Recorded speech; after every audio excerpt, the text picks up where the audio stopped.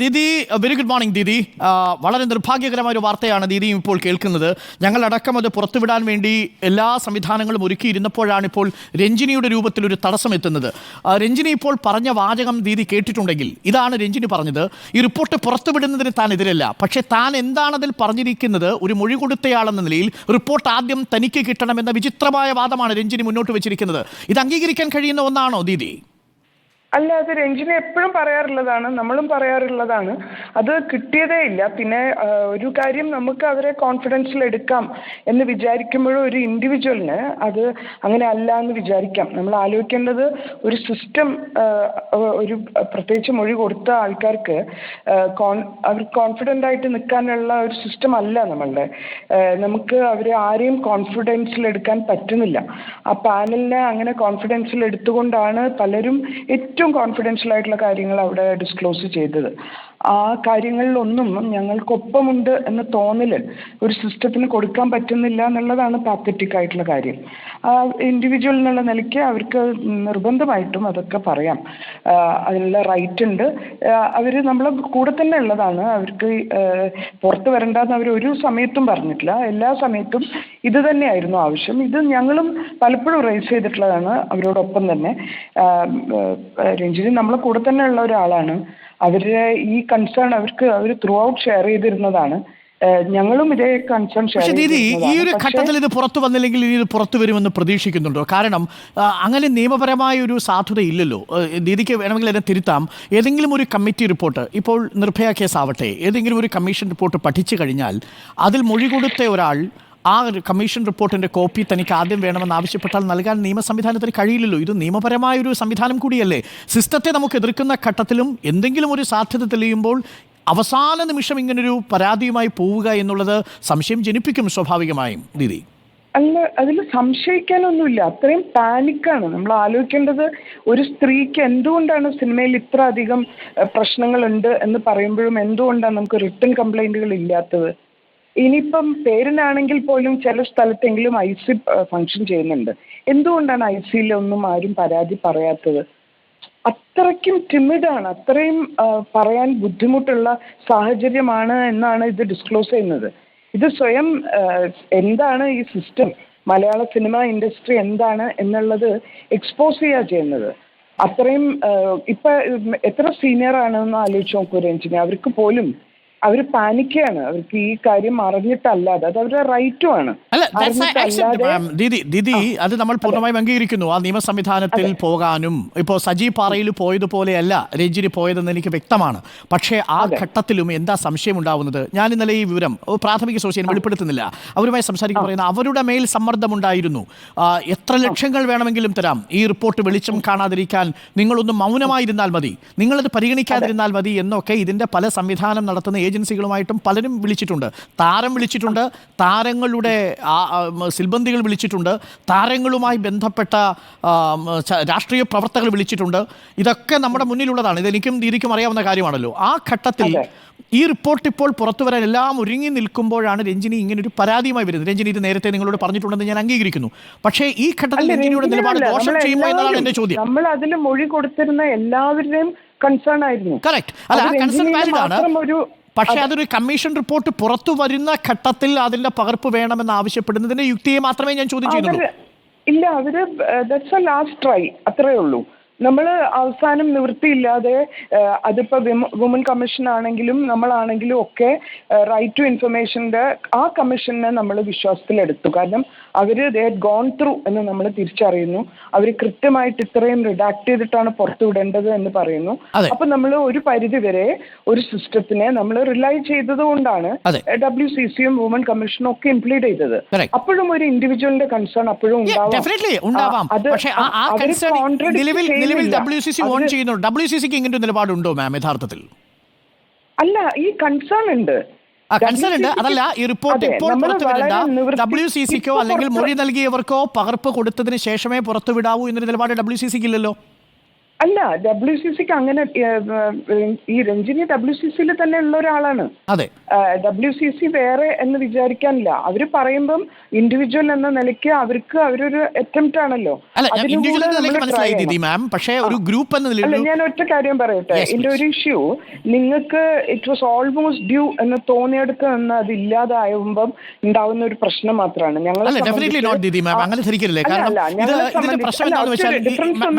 ദീദി മാമിന് അറിയാമല്ലോ, ഇത് വെളിച്ചത്ത് വരാതിരിക്കാൻ വേണ്ടി ശ്രമിച്ച ഒരുപാട് ശക്തികൾ നമുക്ക് രണ്ടുപേർക്കും അറിയാവുന്നവർ ഇതിന് പിന്നിലുണ്ട്. അതെ അതെ. അപ്പോൾ ഈ നിലപാട് ആരെ പിന്തുണയ്ക്കുന്ന ഒരു ചോദ്യം സ്വാഭാവികമല്ലേ? അല്ല, അതാണ് ഞാൻ പറഞ്ഞു വരുന്നത്. അതായത് നമ്മളിങ്ങനെ ഈ കാര്യം പറയുമ്പോൾ തന്നെ ബാക്കി ഒരു വ്യക്തി ആലോചിക്കണം എങ്ങനെയാണ് ഈ ഒരു സിസ്റ്റത്തിന്. ഇപ്പം ഡോക്ടർ അരുൺ പറഞ്ഞ പോലെ വലിയ അപ്പാരറ്റസുകൾക്കും അതിന്റെ തലപ്പത്തിരിക്കുന്നവർക്കും ഒക്കെ ഇത്തരം കോളുകൾ ടെംപ്റ്റേഷനും ത്രെറ്റോ ഒക്കെ ആയിട്ട് വരുമ്പം എങ്ങനെയാണ് ഒരു പെൺകുട്ടിയോ ഒരു സ്ത്രീയോ ഒരു പരാതിയായിട്ട് മുന്നോട്ട് പോവുക? അതെന്തൊരു ഭീകരമായിട്ടുള്ള കാര്യമാണ് നമ്മളുടെ മുമ്പിൽ പുറത്തു വിടുന്നത് എന്നെങ്കിലും നമ്മൾ തിരിച്ചറിയേണ്ടതുണ്ട്. എന്തുകൊണ്ടാണ് ഇപ്പോഴും എന്തൊരു മൗനമാണെന്ന് ആലോചിച്ച് നോക്കൂ. സ്ത്രീകളുടെ കൂടെ നിൽക്കാനുള്ള സ്ത്രീകൾ അടങ്ങുന്ന യൂണിയനുകളുണ്ട്. ആ യൂണിയനുകൾക്കൊന്നും ഇതിലൊരു സേയും ഇല്ല. ഇതിലാകെ നമ്മളെടുത്ത് ചോദിക്കാനുള്ളത് ഒരു WCCന്റെ അടുത്ത് മാത്രമാണ്, അല്ലെങ്കിൽ മറ്റു വ്യക്തികളോടാണ്. ഇപ്പോഴും നമ്മൾ ആരും എല്ലാത്തിനെ പറ്റിയും, നേരത്തെ നമ്മൾ ആവർത്തിച്ച് പറഞ്ഞു, ഒരു നടനെ കുറച്ചു നേരം ഇൻസൾട്ട് ചെയ്തു എന്ന് തോന്നിയപ്പോൾ ഉടനെ ആക്ട് ചെയ്ത സംഘടനകളൊന്നും ഈ കാര്യത്തിൽ എന്തുകൊണ്ടാണ് ഈ രഞ്ജിനിയുടെ കൺസേൺ എന്താണ് ബാക്കി ആരുടെയും കൺസേൺ അല്ലാത്തത്? ഇത് പുറത്തു വരണമെന്ന് തന്നെയാണ് ഡോക്ടർ അരുൺ നമ്മൾ പറയുന്നത്. അതിൽ ഇത് it's A matter of A few more days may be. കാരണം അവര് മൺഡേ ആണല്ലോ അവര് കോടതി കേൾക്കുന്നത്. അതുകൂടെ ഇതിനൊരു സംശയം എന്താണെന്ന് വെച്ചാൽ മാം ഇതിന് ഞാൻ നിയമപരമായ ഒരു കാര്യം കൂടി ചോദിക്കുകയാണ്. ഒരു പക്ഷേ എന്നെ തിരുത്താം ദീദിക്ക്. ഇത് ഹൈക്കോടതിയുടെ ഡിവിഷൻ ബെഞ്ചിലേക്ക് വന്നാൽ ഡിവിഷൻ ബെഞ്ച് ഒരു സ്റ്റേ പുറപ്പെടുവിക്കുന്നു എന്നിരിക്കുക. ആ സ്റ്റേ അടിസ്ഥാനപ്പെടുത്തി ഇനി മൊഴി കൊടുത്ത മുഴുവൻ ആളുകൾക്കും, കാര്യം രഞ്ജിനിക്ക് ബാധകമാണെങ്കിൽ ആ മൊഴി കൊടുത്ത മുഴുവൻ ആളുകൾക്കും ഇത് അവകാശപ്പെടാം. ഞാനും മൊഴി കൊടുത്തിട്ടുണ്ട്. അതെ, ഇതിന് സതുദ്ദേശത്തോടു കൂടി മൊഴി കൊടുത്തവരും ഉണ്ടാവും. ഇതിൽ ചില ഫാൻ ബേസുകൾ, ഇനി ഞാൻ ഒരു കാര്യം കൂടി പറയാം, മാമിന് അറിയാമല്ലോ, ഇതിൽ ചില താരങ്ങളുടെ ഫാനുകൾ പോയി ചില മൊഴി കൊടുത്തിട്ടുണ്ട്. അങ്ങനെ അത്രയും സിനിക്കൽ ആവേണ്ടതില്ലെന്ന് തോന്നുന്നു. ഞാൻ പറഞ്ഞ കാര്യം ഞാൻ സംശയിക്കുന്നത് അറിയോ, നമ്മൾ ഇതിനെ എല്ലാത്തിനെയും സംശയിക്കണമെന്ന് പറയുന്ന ഘട്ടത്തിൽ സംശയിക്കുന്നതാണ്. കാര്യം ഇതിങ്ങനെ നീണ്ടുപോയാൽ അത് ദുരുപയോഗം ചെയ്യപ്പെടാനുള്ള സാധ്യത കൂടുതലല്ലേ. ഒരു സതുദ്ദേശത്തെ യഥാർത്ഥത്തിൽ ഒരു സതുദ്ദേശമാണെങ്കിൽ കൂടി ആ കോണ്ടെക്സ്റ്റിൽ വെച്ച് ഇപ്പോൾ ഇത് പുറത്തു വന്നില്ലെങ്കിൽ, ഞാൻ പറഞ്ഞത് ഇന്നോ നാളെയോ എന്നതല്ല, 2 3 അല്ലെങ്കിൽ ഒരാഴ്ചയോ ആവട്ടെ, ഈ സമയത്തിനുള്ളിൽ ഇത് പുറത്തു വരുന്നില്ലെങ്കിൽ ഇത് ഒരു കോൾഡ് സ്റ്റോറേജിൽ വീണ്ടും ഇരിക്കുന്ന അവസ്ഥ ഉണ്ടാകുമോ എന്ന് ഭയക്കുന്നു. അതാണ് ഞാൻ ചോദിച്ചത്. അത് തീർത്തും ഇല്ലാതാക്കാനുള്ള എല്ലാ ശ്രമങ്ങളും നടത്തിക്കൊണ്ടിരിക്കുകയാണ്, നടത്തുകയും ചെയ്യും. പക്ഷേ നിങ്ങൾ മീഡിയ അടക്കം നേരത്തെ ഞാൻ പറഞ്ഞ പോലെ നമ്മൾ പ്രോബോണോ കേസ് വാദിക്കാൻ വേണ്ടി കൂടെ നിന്നിട്ടുള്ള ലോയേഴ്സ് അടക്കം ഉണ്ടല്ലോ. നമ്മളാരും വെറുതെ ഇരിക്കുകയല്ലല്ലോ. ഇപ്പൊ കോടതിയിൽ നിന്ന് നമുക്ക് അനുകൂലമായൊരു വിധിയുണ്ട് ഇത് പുറത്തു വരാൻ. ഇനി കോടതി ഇനി ഒരു കാര്യം കൂടി ദീദി കേട്ടുള്ളൂ. വിവരാവകാശ കമ്മീഷനിൽ 4 അംഗങ്ങളുടെ ബെഞ്ചിൽ ഈ അപേക്ഷകൾ വന്നു എന്നാണ് ഞാൻ മനസ്സിലാക്കുന്നത്. എന്നെ തിരുത്താം ഒരുപക്ഷെ ദീദിക്ക് അത് അറിയില്ലെങ്കിൽ, അല്ലെങ്കിൽ അറിഞ്ഞോ എന്ന് എനിക്കറിയില്ല. പലരും അത് തൊട്ടിട്ടില്ല. അബ്ദുൾ ഹക്കീമാണ് ഇതിൽ വിധി പറയുന്നത്. ഞാൻ ഏതെങ്കിലും ഒരു വ്യക്തിയെ മഹത്വവൽക്കരിക്കുകയല്ല. പക്ഷേ ആ ഘട്ടത്തിൽ പോലും വലിയ സമ്മർദ്ദങ്ങൾ ഉണ്ടായിരുന്നുവെന്ന് ഞാൻ മനസ്സിലാക്കുന്നു. അപ്പോൾ അതിനെ മറികടന്ന് വിവരാവകാശ കമ്മീഷൻ റിപ്പോർട്ട് പുറത്തു പറയാൻ തീരുമാനിക്കുന്നു. സർക്കാർ നേരത്തെ എടുത്ത നിലപാട് എന്താ? പുറത്തു വിടണ്ട എന്നുള്ളതാണ്. വിവരാവകാശ കമ്മീഷൻ റിപ്പോർട്ട് വരുമ്പോൾ നിലപാട് മാറ്റുന്നു. ശരി, അതിനുശേഷം സിംഗിൾ ബെഞ്ചിലേക്ക് പോകുന്നു. അവിടെ ഈ പറയുന്ന പാറയിൽ എന്ന് പറയുന്ന ഒരു കക്ഷി സ്വകാര്യ താല്പര്യമാണോ പൊതു താല്പര്യമാണോ എന്ന് തിരിച്ചറിയാതെ അവിടെ കൊണ്ടുപോയി നിക്ഷിപ്ത താല്പര്യത്തിന് പുറത്തൊരു ഹർജി സമർപ്പിക്കുന്നു. അത് തള്ളുന്നു. ഇപ്പോൾ നമ്മുടെ മുന്നിൽ ഒരു നിയമപരമായ സാധ്യതയുണ്ട്. ഇപ്പോൾ ഒരു തടസ്സവുമില്ല, ഇപ്പോൾ സ്റ്റേയുമില്ല. ഇനി ഇത് ഡിവിഷൻ ബെഞ്ചിലേക്ക് പോയാൽ നിയമപരമായ നൂലാമാലകളിലേക്ക് കടന്നാൽ ഇനി ഇത് എത്ര നാൾ വേണമെങ്കിലും ഇതുള്ളിലിരിക്കാൻ നമുക്കൊന്നും ചെയ്യാൻ കഴിയില്ല. കാര്യം ഇത് ഡിവിഷൻ ബെഞ്ചിന്റെ പരിഗണനയിലാണ്. ഒറ്റ വാക്ക് പറഞ്ഞാൽ മതി. ഇപ്പോൾ ഈ ശബരിമല യുവതി പ്രവേശനം പോലെ അതേപോലെ നീണ്ടു പോകാം. പക്ഷേ ഇപ്പൊ ഇതിൽ പരാതി കൊടുത്ത രഞ്ജിനിക്ക് ആ താല്പര്യമുള്ള ആളല്ല. അവർക്കത് പുറത്തു വരണം എന്ന് തന്നെയാണ്. രഞ്ജിനിയെ പൂർണ്ണമായും ആ നിലപാടിനെ ഞാൻ അഭിനന്ദിക്കുന്നു. ഏത് മൊഴി കൊടുത്ത അരുൺ പറഞ്ഞത് വളരെ കറക്റ്റ് ആണ്. കാരണം രഞ്ജിനി അല്ലാതെയും this is buying time. Ranjini അല്ലാതെയും ഇനിയും പരാതികൾക്ക് വരാം. ഇനിയും അത് ഞാൻ മനസ്സിലാക്കുന്നത് ഈ നിമിഷം തന്നെ അത് വന്നു തുടങ്ങിയിട്ടുണ്ടാവും എന്നുള്ളതാണ്. So this is A chance. കാരണം സജീവ് പാറയിലിനെ വെച്ച് നീക്കം ചെയ്തു, അപ്പോൾ അത് നിൽക്കില്ല.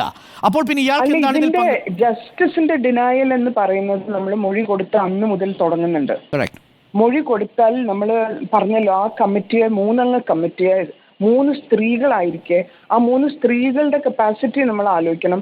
ലീഗലി വളരെ എക്യുപ്ഡ് ആയിട്ടുള്ള ഒരാളുണ്ട്, അതിൻ്റെ കൂടെ വെറ്ററിൻ ഒരു ആക്ടർ ഉണ്ട്, അതുകൂടാതെ നമുക്ക് ഒരു IAS ഓഫീസർ ഉണ്ട്. ഈ 3 സ്ത്രീകളുടെ മുമ്പിൽ അന്യായം നടന്നു എന്ന് പറഞ്ഞാൽ അവര് തന്നെ ഈ യുദ്ധം മുന്നോട്ട് കൊണ്ടുപോകണമായിരുന്നല്ലോ. അത് കൊണ്ടുപോയില്ല എന്ന് കൂടാതെ അവരെ കാണാനില്ല, അവരെ കാണാനേ ഇല്ല. അവിടെ മുന്നിൽ തന്നെ നമ്മളെ സംബന്ധിച്ച് ഡിനയൽ ഓഫ് ജസ്റ്റിസ് ആണ്. ഇത് വേണം എന്നാൽ പിന്നെ ഈ ഹോൾ എക്സസൈസ് എന്തിനായിരുന്നു?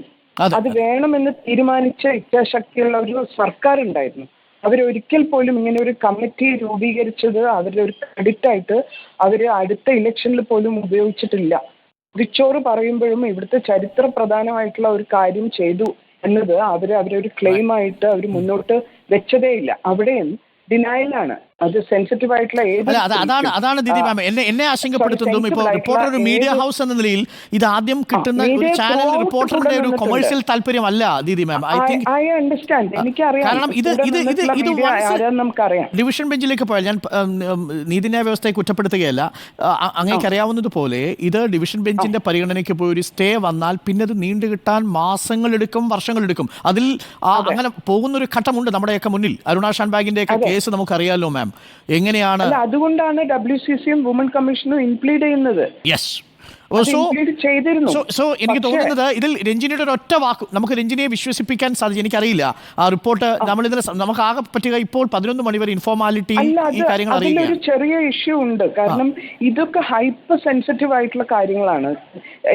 നമ്മളോട് കൺഫൈഡ് ചെയ്യാതെ വെച്ചിരുന്ന കാര്യങ്ങളാണ് വിശ്വാസത്തിലൊരു കമ്മിറ്റിയെ വിശ്വാസത്തിലെടുത്തിട്ട് നമ്മൾ കൺഫൈഡ് ചെയ്യുന്നത്. അപ്പൊ അവര് നമ്മളെ വിശ്വാസത്തിലെടുത്തതിന്റെ പേരിലെങ്കിലും നിങ്ങൾക്കൊപ്പമുണ്ട് എന്ന ആ മെസ്സേജ് ഉണ്ടല്ലോ, അത് ഇവർക്ക് കൊടുക്കാത്തത് കൊണ്ടല്ലേ ഇപ്പോഴും നമുക്ക് ഈ വിവരാവകാശ കമ്മീഷന്റെ ഒരു ഉറപ്പ് മതിയാവില്ലേ എന്നാണ് എന്റെ ചോദ്യം. അതൊരു സ്റ്റാറ്റ്യൂട്ടറി ബോഡിയാണ്, റിലയബിൾ ബോഡിയാണ്. അതിൽ പരാമർശിക്കുന്നത് പോലെ ഈ റിമൂവ് ചെയ്തിരിക്കുന്ന ഭാഗങ്ങളിൽ ഒരു പേരുമില്ല, ഒരു മൊഴിയും അസച്ച് രേഖപ്പെടുത്തിയിട്ടില്ല. അങ്ങനെ കോൺഫിഡൻഷ്യൽ നമ്മൾ ഇംപ്ലീഡ് ചെയ്തത്. സെക്ഷൻ അപ്പോഴൊന്നും റേസ് ചെയ്യപ്പെട്ടിട്ടില്ല. നമ്മളുടെ തന്നെ ഗ്രൂപ്പിൽ പറഞ്ഞു കഴിഞ്ഞിട്ട് തന്നെയാണ് ഇംപ്ലീഡ് ചെയ്യുന്നത്. പക്ഷെ അത് കഴിഞ്ഞിട്ടും ഒരാൾക്ക് അതിനുള്ള അവകാശമുണ്ട്. തീർച്ചയായിട്ടും അത് നമ്മുടെ ഡിസ്കോഴ്സിൽ അംഗീകരിച്ചിരിക്കുന്ന ഒന്ന് തന്നെയാണ്. അത് ഈ ചർച്ചയിൽ നമ്മൾ അംഗീകരിച്ചിരിക്കുന്നതാണ്. അതിനെ നമ്മൾ ചോദ്യം ചെയ്യുന്നതേയില്ല. പക്ഷേ അത് പോയി ഒരു വിപരീത ഫലം ചെയ്യുമോ എന്ന ഒരു ആശങ്കയാണ് നമ്മുടെ മുന്നിൽ. ഇതിൽ കോൺഫ്ലിക്റ്റ് ഓഫ് ഇൻട്രസ്റ്റ് ഇല്ല. Let us be with her അത്രേ വിചാരിക്കാനുള്ളൂ. അപ്പം കാരണം അവർക്ക് എന്നിട്ടും അവർക്ക് അങ്ങനെ നിൽക്കാൻ പറ്റുന്നില്ല എന്ന് വെച്ചാൽ അവർക്ക് അത്രയും കോൺഫിഡൻസ് ഇല്ല എന്നല്ലേ അർത്ഥം.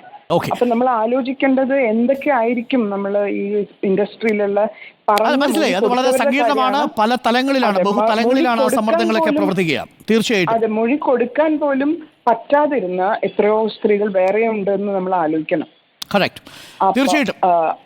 മാത്രമല്ല അത് ഇനി ഇത്തരം സന്ദർഭങ്ങൾ ഏത് മേഖലയിലുണ്ടായാലും മൊഴി കൊടുക്കാൻ പോകുന്നവർക്ക് കൂടി ആത്മവിശ്വാസം പകരുന്നതുമാവണം. Thank you Didi.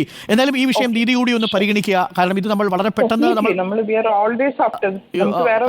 ചർച്ച ചെയ്യും. കാരണം ഇത് ഏതെങ്കിലും തരത്തിൽ വിപരീത ഫലം ഉണ്ടായാൽ ഇതുവരെ നമ്മളുടെ ഫൈറ്റ് തെരുവിൽ കളഞ്ഞു പോകേണ്ടി വരുന്നൊരു സാഹചര്യം ഉണ്ടാവും. നമ്മൾ പലപ്പോഴും തോറ്റുപോകുന്നത് അങ്ങനെയൊക്കെയാണ് ദീദി മാം, അറിയാലോ. ചിലപ്പോൾ സതുദ്ദേശത്തോടു കൂടിയാണ് നമ്മൾ വരിക.